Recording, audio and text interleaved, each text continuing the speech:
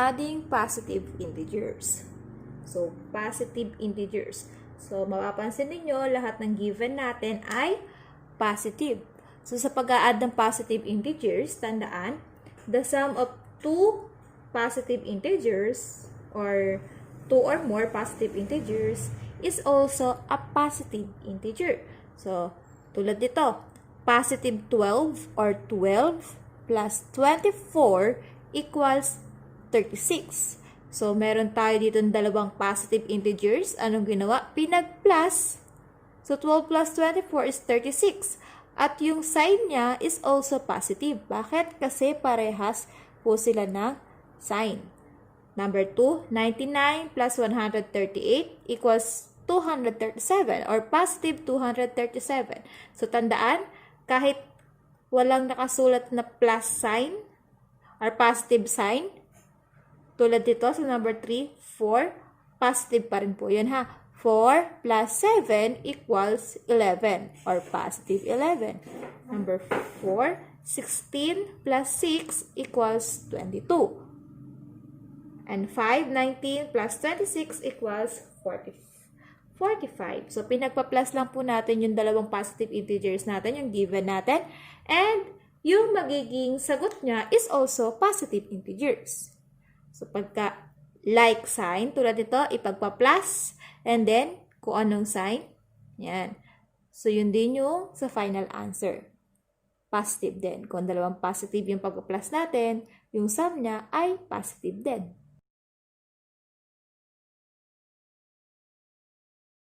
Next, adding negative integers. So, the sum of two negative integers is a negative integer. So, for example, ito number 1, negative 4 plus negative 7. So, yung given natin, like sign, pareha silang negative. So, para makuha natin yung sum nito, yung sagot, so, ipagka-plus muna natin yung dalawang number. So, absolute value muna ng 4 or disregard muna natin itong negative.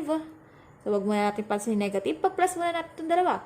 4 plus 7 equals 11. And then, since sabi ko nga, ang sum ng dalawang negative number or negative integers ay negative din. So, ang magiging sign nito ng final answer natin ay negative. So, negative 4 plus negative 7 equals negative 11. Another example, number 2. Negative 77 plus negative 82. So, pag-plus muna natin. 77 plus 82. Yan. So, 7 plus 2 equals 9 and 7 plus 8 equals 15. So, we have 159. Ay, yan. 159. So, ito na yung sagot. Next, sabi, dalawang negative. So, like sign sila, kukopyahin lang natin to. Yan. Copy the sign. So, negative 159. Next, number 3, 187 plus negative 209. Ulit, number 3, negative 187 plus negative 209. So, pag-plusin muna natin itong dalawa, yung absolute value, 187 plus 209. Next, pag-plusin natin. So, 9 plus 7 equals 16, carry 1. 8 plus 1 equals 9. And 1 plus 2 equals 3. So, the answer, 396. So, sum of negative integers, pareha silang negative. Kukopyahin lang natin.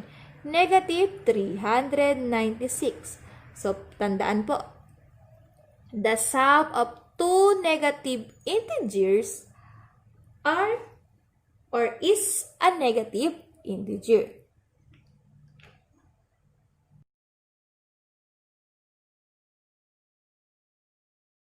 Okay. So, adding integers with opposite signs. So far, we have added integers with like signs, either both negative or both positive. So, paano daw, if the integers to be added have opposite signs. When we say opposite, magkaiba daw ng signs. One is negative and the other is positive or vice versa. So, paano to sasagutan? So, una, get the absolute value. Pag naman sinabi natin absolute value, laging positive yon. So, for example, itong 56 at 82. Then, subtract natin yung greater value, yung smaller absolute value dun sa greater value. For example, to 82. So, sasubtract lang to ha. So, itong 82, we have 82. Sasubtract lang daw natin to, 56. And then, subtract. 2 minus 6 cannot be. So, manghihiram tayo kay 8. So, 8. Nanghiram ng isa, magiging 7. And then, yan. Naging 12. So, 12 minus 6 equals 6. 7 minus 5 equals 2. So, we have 26. Ayan. So, ang sagot niya is 26. Ngayon, ano kaya ang magiging sign? So, the result takes the sign of the integer with greater absolute value. So, alin ba dito yung may greater absolute value? Halimbawa, itong 56, ang absolute value niya ay 5610. At yung 82, ang absolute value ng negative 82 is 82. So, sabi, kunin daw yung sign ng greater absolute value ng malaking digit or number. Alin ba dito mas malaki? 56 o yung 82? Yan, 82. 82 yung may greater absolute value. So, kukunin natin yung sign niya, which is negative. So, ang magiging sign ng 26, ang final answer natin ay negative 26. Next, ganun din ang gawin natin sa number 2. Kunin yung absolute value. The absolute value of negative 900 ay 900. So, 900 minus absolute value ng 500 ay also 500. So, 900 minus 500 equals 400. So, sagot natin dito, 400.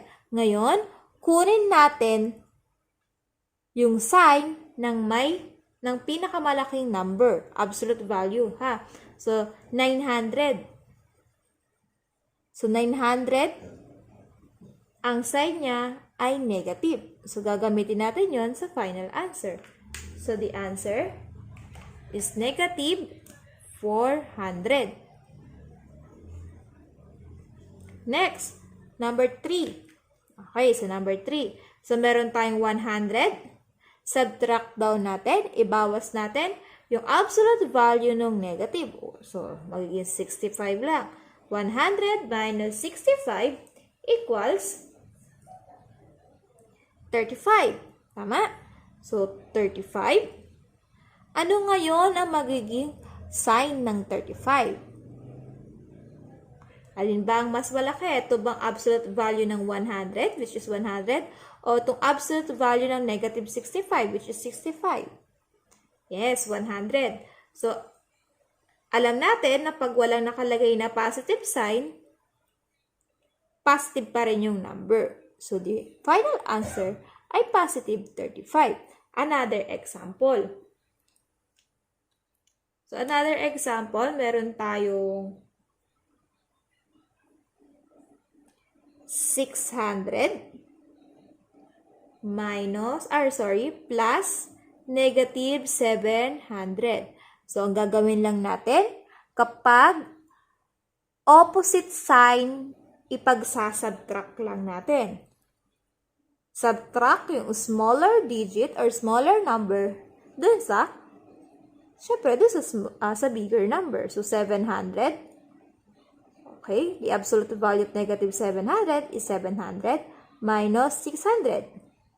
Ang sagot, 100. Yan. So, 100. So, ngayon, ano ang final answer? Ang kukunin nating sign ay yung pinakamalaking absolute number. Value ng absolute number, which is 700. Ito, 700. Ano bang sign ng 700? Negative. So, ang final answer niya ay negative 100. So, tandaan, kapag opposite sign, adding integers with opposite sign, ang gagawin lang, kukunin yung absolute value or isasubtract natin yung dalawa, yung smaller number to bigger number, tulad nito. 56 plus negative 82. So, 82 minus 56, ang sagot ay 26. And then, yung magiging sign, ang kukunin natin, yung integer with the greater absolute value. Greater absolute value. Kung ano daw yung pinakamalaking absolute value. So, dito, sa number 1, ang may pinakamalaking absolute value ay 82. So, kukunin natin yung sign, kaya siya naging 26. Sa number 2, pinag-subtract lang natin yung absolute value ng 900 minus yung absolute value ng 500. Ang sagot ay 400. Ayan, 400. Ngayon, ano ang sign? Kukunin natin yung sign ng integer with greater absolute value. So, alam natin ang may greater absolute value ay ang 900. Ang 900 ay may sign na negative. So, negative yung gagamitin nating sign. Next, number 3. Sasubtract lang din ulit natin. 100 minus 65 ay 35. Ngayon, take the sign of integers with greater absolute value. So, alam natin, ang may pinakamalaking absolute value ay 100. At ang 100 ay may positive sign. So, ang final answer natin ay positive 35.